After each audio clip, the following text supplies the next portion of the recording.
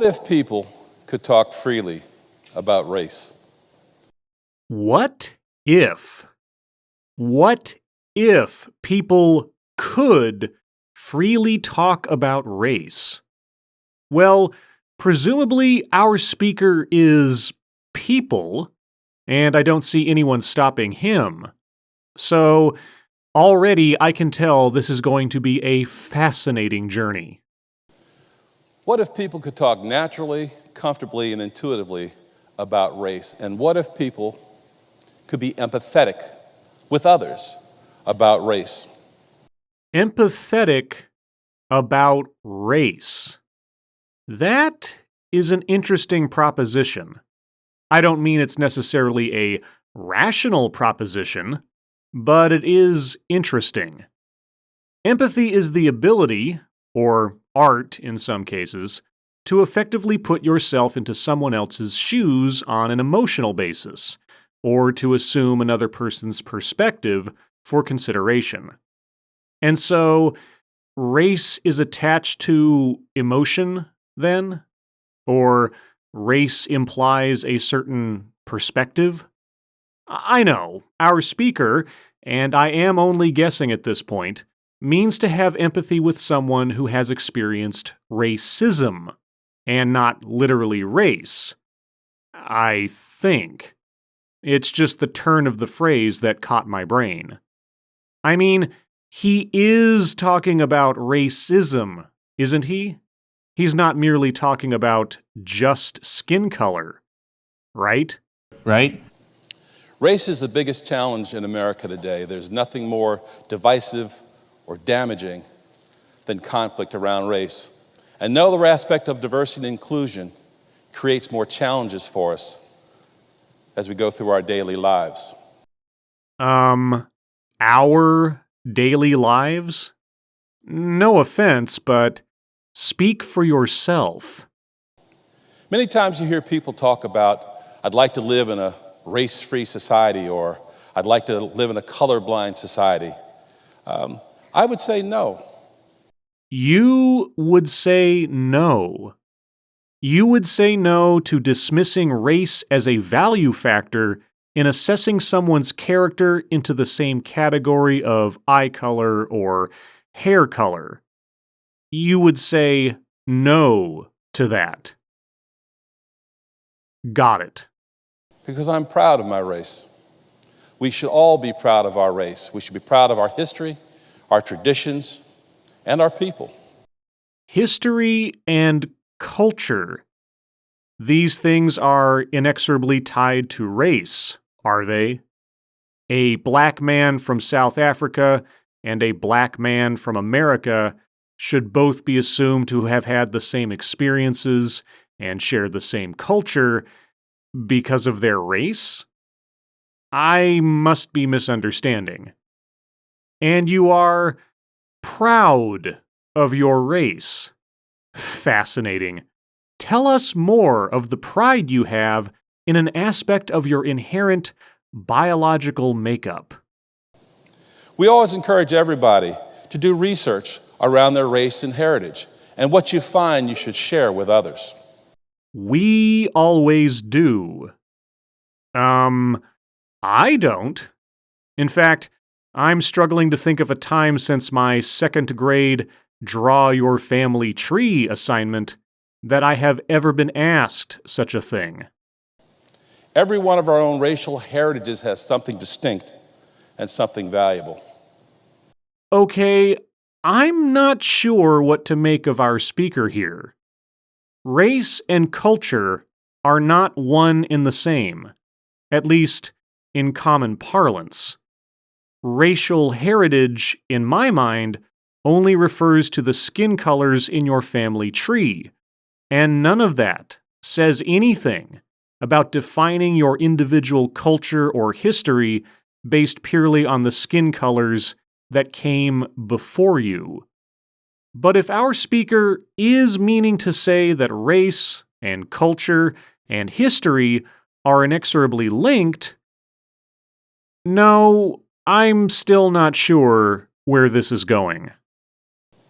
If we could find a way in conflict to forget to forgive the mistakes, to clarify the uncertainties, to educate the unknowing, and to encourage the unwilling, we could do a far better job around how we manage the way we fuss and fight about race.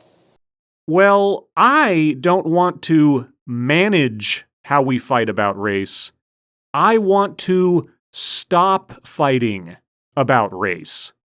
And the way to do that is to promote and practice the principle of colorblindness. But to that idea, I would say no. So we're going to do a little bit of an exercise right now. If you've done this exercise before, and I think some of you have, I'm going to ask you not to participate. I'm going to ask you to follow my lead, and here's what we're going to do.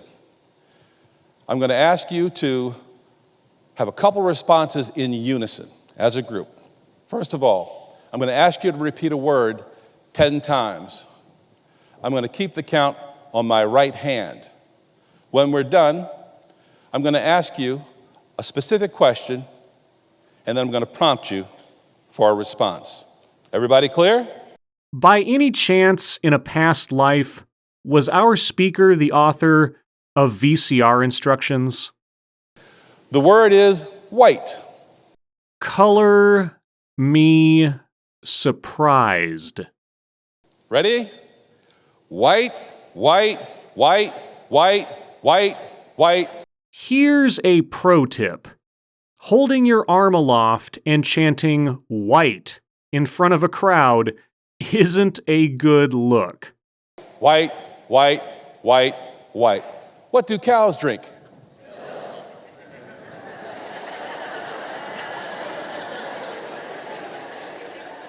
Gotcha. Cows drink water.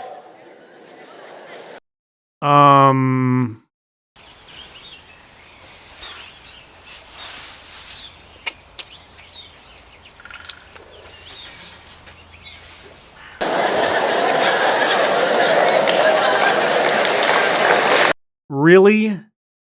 Really? You're applauding that. Will someone please take me to my moon base now?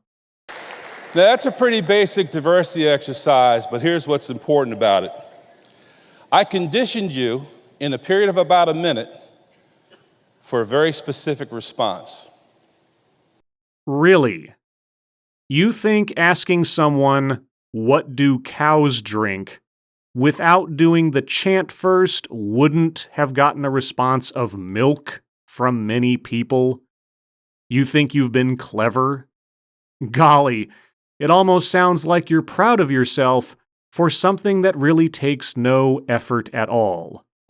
Because I'm proud of my race. And we have to start to think about who's conditioning us outside in our lives. If you watch the news each day, you hear it. We're being conditioned by the news, the media, the movies. Even when we binge watch Netflix, we're being conditioned because binging is part of that. And why are they conditioning us? Primarily to encourage us to engage in behaviors that serve their values, not our own. Who exactly is they? And what exactly are the values that they have? You have to think about the things you believe about others with conditioning in mind. What are your attitudes about the homeless, about immigrants, about the LGBT community, about black folk? The homeless, immigrants, LGBT, black folk. If we're all being conditioned to adopt the values of they through the media, why would there be anything to discuss or debate about any of those things? If we are all being conditioned to think a certain way, then why are we fighting about race? Where did you get those beliefs, and are they consistent with the beliefs that your family raised you with? What? This suddenly sounds a lot more patronizing than it did just a moment ago, and that's saying something. In the 50s, We grew up in a predominantly black neighborhood in Northeast DC. We were very proud people. We had a huge black Santa Claus that we placed out in front of the house every Christmas. Every day there was modern jazz playing in the house with names of people we could be so proud of. People like Jimmy Smith, Wes Montgomery, Sonny Rollins, Thelonious Monk, and Dave Brubeck. Dave Brubeck is white, just so you know. Yes, just so you know, that needed to be pointed out. Because for every accolade given a person, their race must also be mentioned so that such accolades can be placed in the appropriate context. But the interesting thing was, Dave Brubeck was cool. Mwah. Great photo. Flawless. You're so pretty for a dark girl. Pretty for a dark girl. Is that supposed to be a compliment? Dave Brubeck being cool was interesting because he was white? So, white people are generally not cool because they are white? And his music was even cooler. But what impressed me most was the way my parents revered Dave Brubeck just like they did Jimmy Smith. We had white families in our neighborhood as well. The Grimms and the Friedoffs, they were good people. We also had this huge friend group, 30, maybe 40 kids, all around the same age, give or take 5 or 6 years. And we all did everything together. We rode our bikes, we fought, we played every sport. We even used to take the old DC Transit trolley cars throughout the city. But what we also realized that we did have differences. But no matter what our differences were, we knew we were neighbors, we were friends, and we were family. Wow! Imagine that. Looking past the irrelevant surface differences and seeing people as the people they are, not as the color they are. Oh, but... I would say no. Now, you probably remember West Side Story. When you're a jet all the way, from your first cigarette to your last dying day? Well, West Side Story was a story about gangs. And back in the 60s, that was real. We had gangs in our neighborhood. Lamont Riggs' gang to the north, the dangerous Decatur Street gang to the west, and our gang, the North Michigan Park crew. And whenever any of these neighborhoods would challenge our white friends, we would fight to defend them because we were family. But interestingly enough, when we got into a fist fight with our white friends, race was always the driving factor behind it. Well, golly. Then wouldn't it have been nice if the color of another person's skin was a functional irrelevancy in our society back then? You know, if people operated on the principle of color blindness? Oh, but... I would say no. But whenever the fight was done, race was no more an issue. Yes. Until it became an issue again, of course. Of course! We didn't see people like us on TV or in the newspapers or even on the newsreels. Newsreels were those things they show at the movies. Instead of the previews, they would show big national stories. And I remember when Jackie Robinson, I saw him on the newsreel running the bases, and I'll never forget that moment. And every one of us, including our white friends, thought it was really critical to emulate his style. And we were thinking back then at the tender age of 7 or 8 or 9, wow, the media sure has the power to change attitudes about race. That's what we were thinking. Uh-huh. And yet, apparently, our speaker does not want to change attitudes on race, but instead double down on the divisiveness of race. It was a great time in the 50s and 60s to grow up black in a predominantly black city, all the way up until 1968. With the assassination of Dr. Martin Luther King and the memory of John Kennedy, the weight of oppression, lost opportunity, and despair was overwhelming. The people rioted, and part of the city was destroyed. And people would always say, why do black people tear up their own neighborhoods? Well, we would always say that the weight of daily despair demanded it. The weight of daily despair demanded that you destroy your own neighborhoods. So, all personal responsibility for criminal actions is abrogated in response to negative feelings. Got it. The bootstraps folks would always say, anybody can be successful in America. Well, we'd say it's hard to pick yourself up by your bootstraps if you never had boots or straps. So, is our speaker saying that only black people have difficulties succeeding in America? Because I'm not sure how else to interpret that. Afterwards, the city became an island of fear and retribution. We were afraid to go out into Maryland and Virginia at night. We were even afraid to go across Rock Creek Park into Northwest D.C. in the evenings. You were afraid because black people had elected to destroy their own neighborhoods? Even though what they were doing was understandable. Got it. So the D.C. government instituted 2 desegregating programs focused on schools and housing.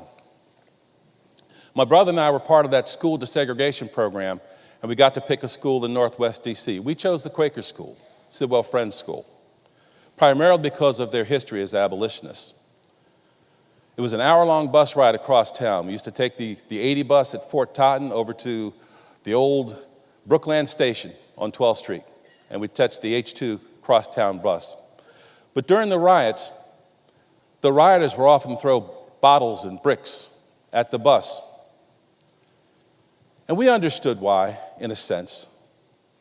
The people on the bus were workers, black folks who worked in white businesses across town, and the domestics who worked in the white homes, and then students like us. And Dr. King had an amazing quote, which was, "A riot is the voice of the unheard."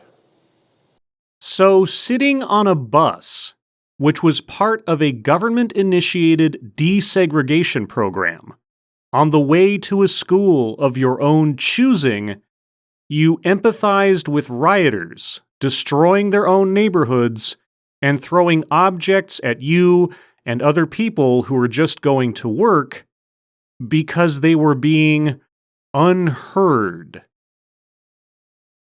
Got it.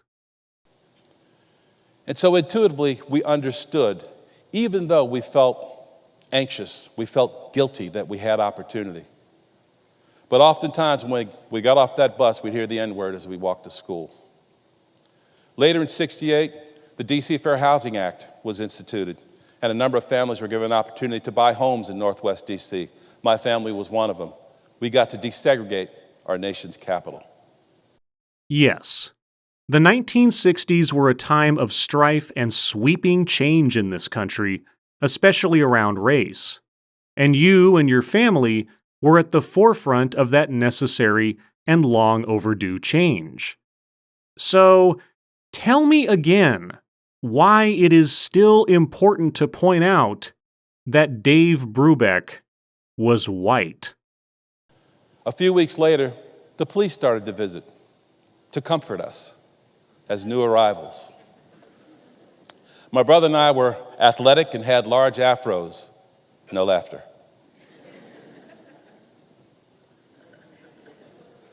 They would visit the house, knock on the door, and they'd march us down to the curb. Underneath the streetlights, an unmarked car would drive by. And then we'd realize that any mugging or purse snatching in our vicinity would lead them back to us. That's probably where we learned about fear and race more than any other lesson. Indeed, you were treated unfairly, singled out, and having assumptions made of you based on your race. So, why was it important to point out that Dave Brubeck was white again? But even after 50 years, when I think about race, I think about the Quakers. The Quaker philosophy was an amazing thing. They had an expectation that everyone would seek the inner light of good in others, or to put it more religiously, to seek the inner light of God in others. Their beliefs were really unique. They believed that everyone could feel salvation inside. They felt that everyone could speak on that experience. They believed in equality, that no person was superior to another, but most importantly, they thought that everyone had God living inside them. So to hurt another person would be to hurt God. Our speaker is really confusing me. At points, he seems to be arguing for color blindness. And yet... I would say no. So I am really curious as to how he sums up this presentation. They were persecuted in England. And what I've learned is that people who've suffered oppression, abuse, or persecution develop a sense of empathy. It's that sense of remembering what it feels like to suffer. Uh-huh. Have you ever been a part of a Quaker meeting? It's a really neat experience. The elders sit in the middle, the body of people sit around outside, and the elders will look to each other, seek the inner light, and shake hands. And that's how a meeting starts. So the inner light changes people. And the next time you walk down the street and you see someone different than you, think about them with the inner light in mind. Chances are they're not here to harm you, but the inner light takes away the fear. I'm not sure if we're transitioning into a church sermon, but either way, this still sounds a lot like the principle of color blindness. And then when you approach people in this manner, I promise you, the inner light says, the fear of the unknown is the most damaging thing in our nation. And so we have to manage our conflicts with getting to know people. You internet gangsters, stop Facebook, Snapchat, Instagram arguing with each other and talk. Seek the light. Because we're more alike than we are different. We all want the same things. We want decent jobs. We want to earn a good living. We want the Maslows, good food, water, and shelter. We want good education for our children. And we want them to live in a world that's far more freer of race. But we have to admit a few things. One, we all have bias. Two, that bias, we can be conditioned to believe things we don't necessarily want. Just a note that the sudden jump in the video there was part of the original. I did not cut anything out of that portion. Three, that bias is a safe harbor for ignorance. And four, ignorance is the incubator for racism. Racism cannot be effective without power. So use whatever power you have for good. Ah, yes, the indelible sins of bias and power. Because racism is the combination of bias and power, as those without power cannot be racist. Got it. But remember this, leadership requires accountability. My dad always used to say this thing, you are responsible for you and the conditions around you. So no matter where you are, in your home, with your family, in your neighborhood, out at the club, or walking through one of our newly gentrified neighborhoods here in DC. The want for righteousness lives inside each of us. We're born with it. You'll find it next to the inner light. Thank you. This presentation baffles me. Our speaker declares in the beginning, in no uncertain terms, that the concept of colorblindness isn't something that should be encouraged in our society. I would say no.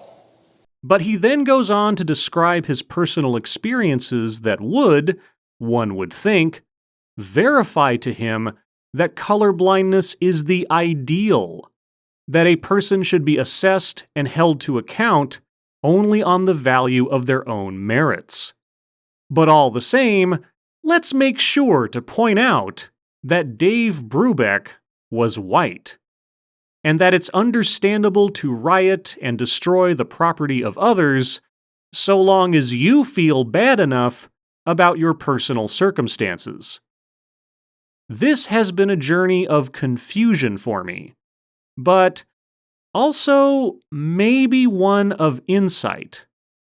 As our speaker said, because we're more alike than we are different. We all want the same things. We want decent jobs. We want to earn a good living. We want the Maslows, good food, water, and shelter. We want good education for our children. And we want them to live in a world that's far more freer of race.